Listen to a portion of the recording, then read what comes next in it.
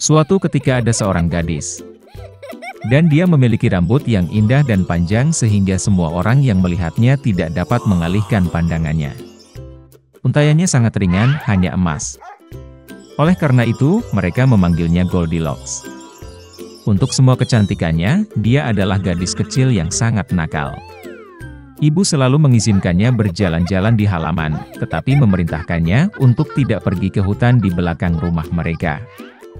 Goldilocks sangat tertarik untuk mengetahui apa yang ada di hutan itu. Jadi, sementara ibu tidak melihat, entah bagaimana dia meninggalkan rumah ke dalam hutan. Gadis itu berjalan lama di dalam hutan. Entah dia menemukan beri, lalu melihat bunga yang indah, lalu mendengarkan bagaimana burung berkicau. Jadi dia tersesat di hutan. Dan tiba-tiba dia melihat rumah yang tidak biasa di tempat terbuka. Goldilocks mendekatinya dengan tenang. Saya berjalan berkeliling, tetapi tidak melihat siapapun. Dia mengetuk pintu, tapi tidak ada yang menjawab. Kemudian dia mengetuk lebih keras, dan pintunya terbuka sendiri. Goldilocks masuk dengan hati-hati. 3 beruang tinggal di rumah itu.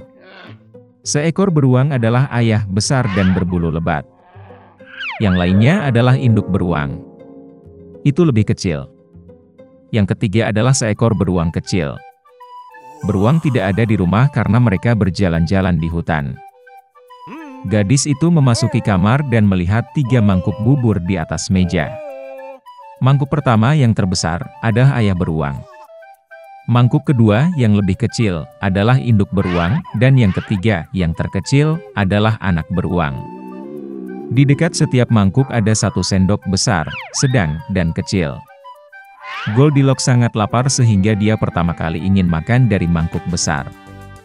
Dia mengambil sendok terbesar, mengambil bubur, mencicipinya, tetapi buburnya terlalu panas. Kemudian dia mengambil sendok berukuran sedang, mengambil bubur, mencicipinya, tetapi buburnya terlalu dingin.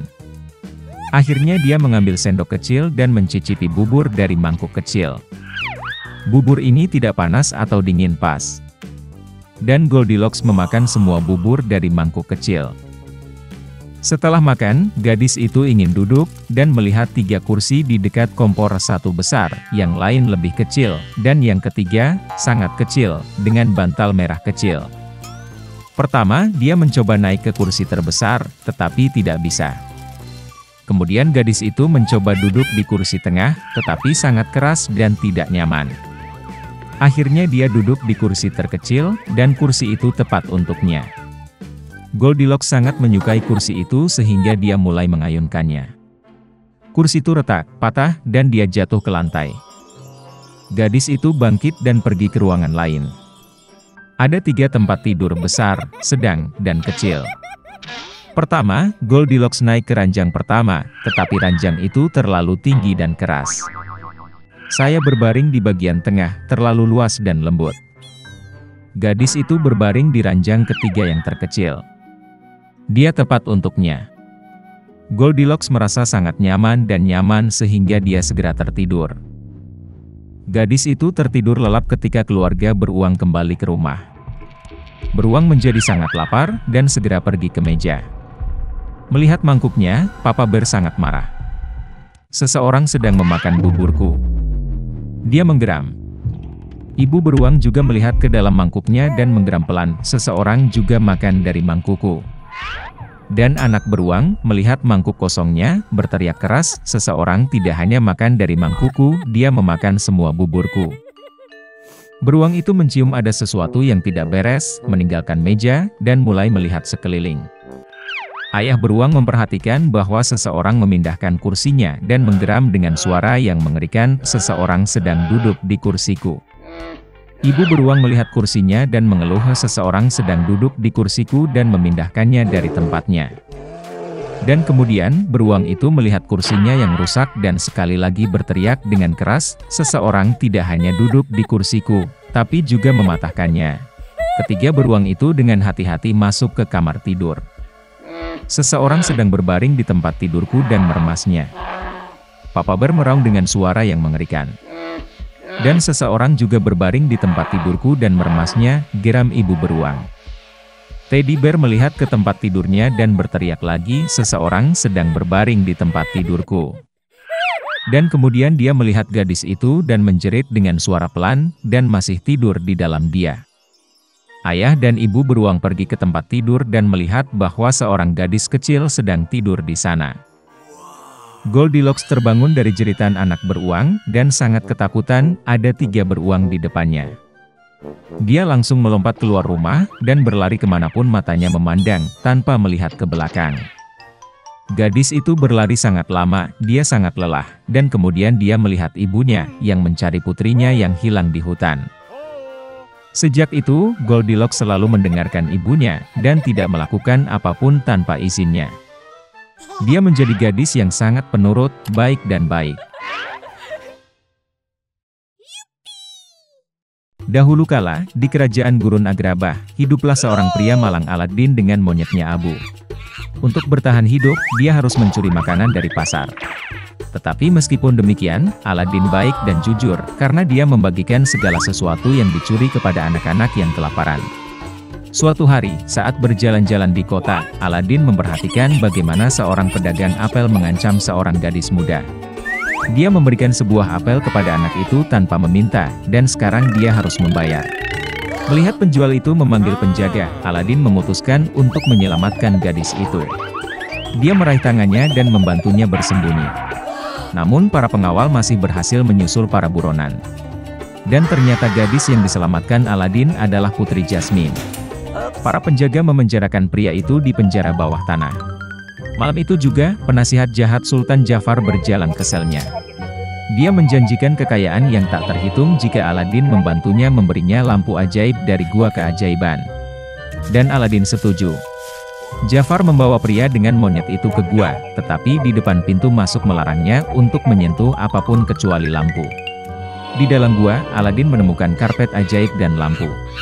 Tapi Abu tidak tahan dengan larangan itu dan menyentuh salah satu batu rudi. Gua itu mulai runtuh. Kemudian karpet ajaib menangkap mereka, dan terbang menuju reruntuhan kastil yang hancur. Lama sekali Aladin melihat lampu yang dibawanya dari gua keajaiban. Dia sangat berdebu. Ketika Aladin menyeka lampu dengan tangannya, geni meledak. Dia mengumumkan kepada Aladin bahwa dia telah berada di dalam pelita selama bertahun-tahun, dan untuk keselamatannya dia dapat memenuhi 3 permintaan apapun. Aladin berjanji hanya akan menggunakan 2 permintaan, dan yang ketiga akan membebaskan geni dari lampu selamanya. Melihat bintang-bintang, Aladin teringat pada sang putri. Dia jatuh cinta pada Jasmine, tetapi pencuri biasa tidak bisa membuat sang putri terkesan. Kemudian Aladin menghabiskan keinginan pertamanya untuk menjadi seorang pangeran.